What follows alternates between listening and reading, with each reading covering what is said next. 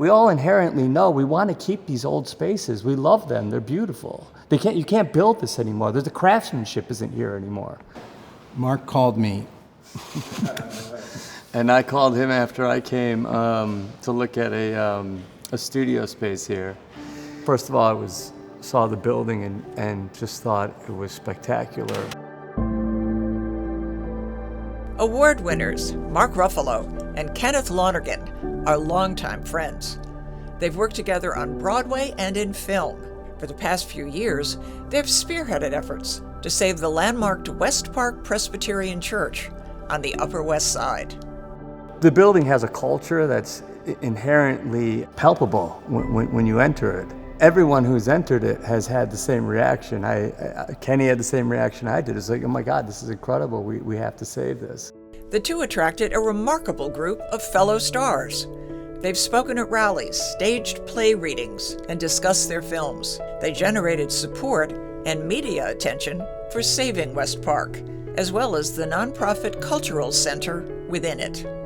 We just had this idea to start doing theater and film here because we know a lot of people at this point. And a lot of people who love to do theater and love to do it without charging a lot of money for it. So we started getting our friends involved in doing readings, and Debbie got some film equipment and screening equipment, and now we've been doing films and readings and productions and presentations for the last 2 years, I'd say.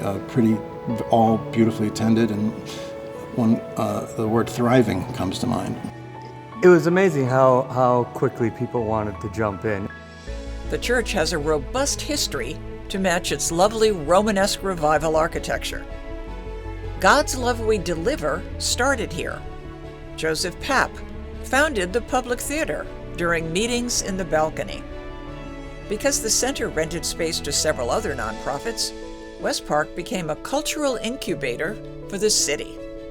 The arts are an economic driver for all businesses that are associated, that are around them. Everybody knows this, the restaurant business, services industry, the tourism, everything.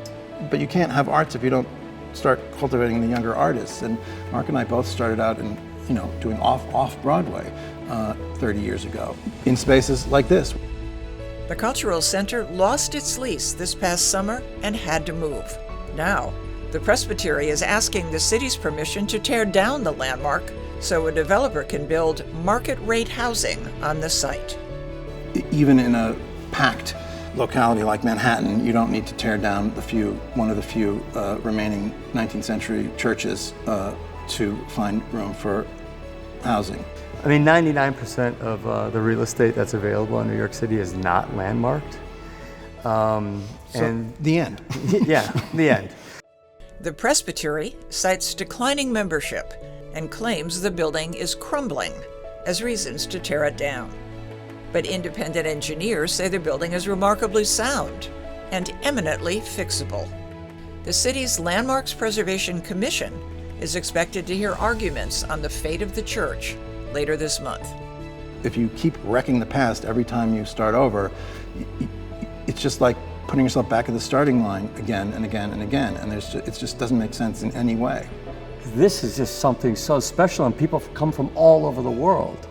And we think we're just getting rid of a church on a corner. But you multiply that by 10, by 20, and New York City's completely lost what we all love about it. New York will be terribly diminished if we can't save these treasures.